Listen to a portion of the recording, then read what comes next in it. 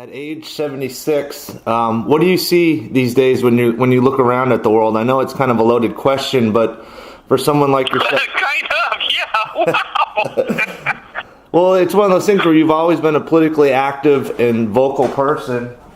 What does that mean for you right now at 76?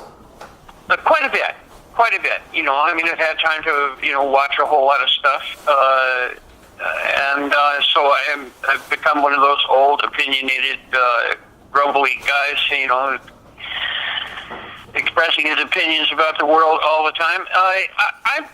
I'm pretty disturbed. One of those corny old people that really believes in democracy. And I don't think we have a democracy anymore. I think we've got a corporate autocracy, and I don't think that's good at all, because I don't think it serves the people of the United States of America at all. Are you optimistic? Are you optimistic about the future?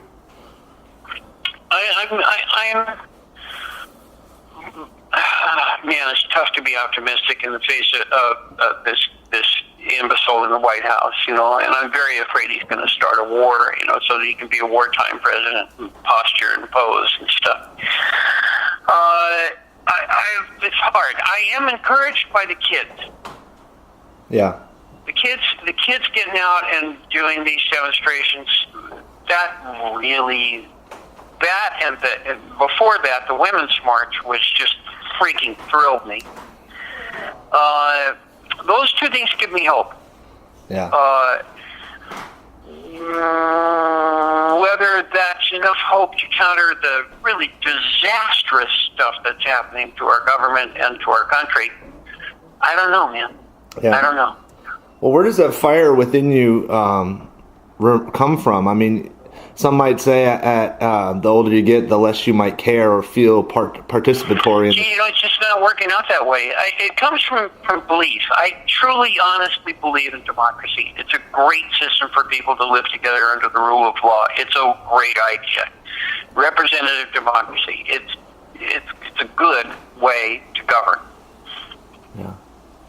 And I believe in it, and I don't like the way it's worked out for the corporations to be able to buy our Congress, which is what they've done. Yeah. How has the word love for you, how does the meaning of that word changed or remain the same as you've gotten older? Hasn't changed a bit. Still the most important thing in the world. What about in terms of... sorry?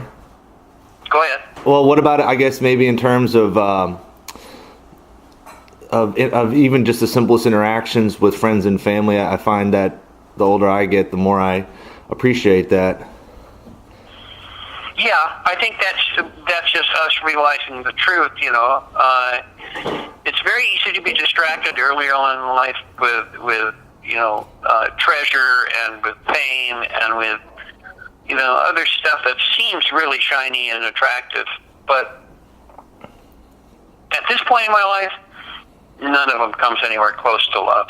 Yeah. Love, your love of your life and your family. That's the best shit. That turns out to be the best part of life. Yeah, I agree. What's the role of the songwriter in the modern digital world in terms of the importance of it? Well, where we come from, songwriters, is the troubadours in the Middle Ages. We were the ones who carried the news from town to town, and we were the sort of the town criers saying it's 12 o'clock and all is well, or it's 12:30 and you've elected an idiot to be the president. Yeah. That's part of our job. It's not the whole thing, because we evolved from that into entertainers as well. And it's not good to preach at people. It's good to be a witness to people. If you see something that you really think has to be witnessed, like Ohio, yeah. That was a witness song. That was a really good witness song. And frankly, we need another one right now. Yeah.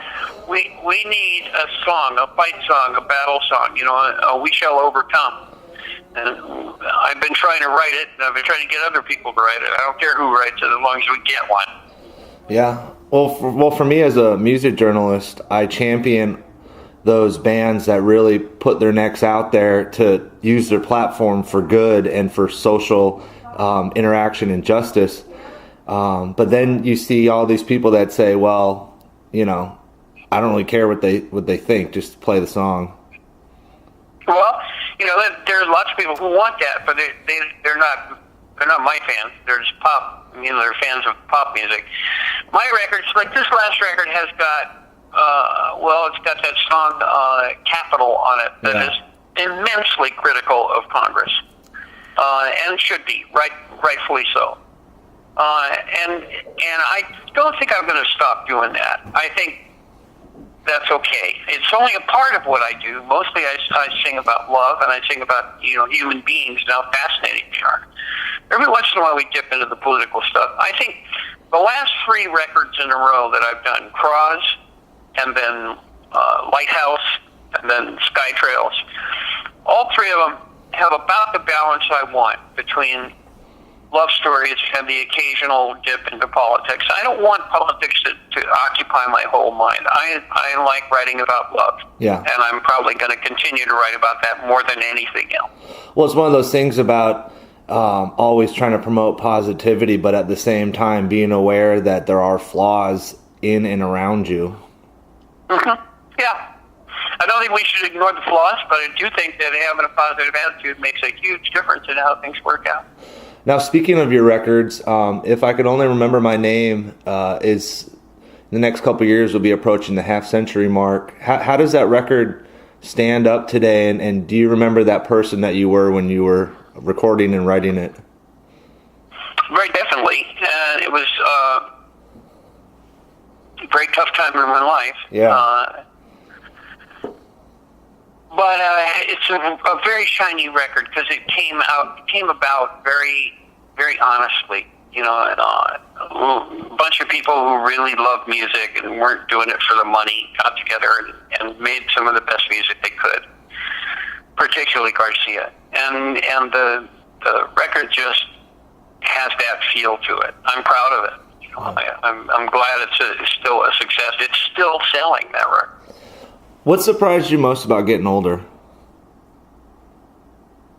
What's to say again? What has surprised you most about getting older?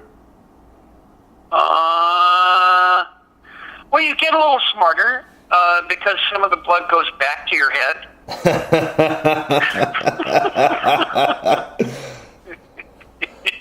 You can quote me. That's great. Truth. There's a lot of truth to that statement. There is. Yes, there is. But it's one of those things too that I feel like the older I get, the less I know. But the fact that I'm aware of that is wisdom, you know. Mm-hmm. Yeah, and I don't think it's less we know. You know, it's that we become less cocky about all of it. Yeah. You know, wisdom doesn't make you cocky; it makes you cautious, and it makes you know what's really valuable to you. It's like we were talking about love. In the long haul, man, you know in your heart that that's the most valuable thing that's ever happened in your life is love. And that's a wisdom that we want, that we crave. Well, it's one of those things too that the older I get, the more I'm trying to figure out if I'm an asshole or not. You know what I mean? Yeah, well, that's good. That's good.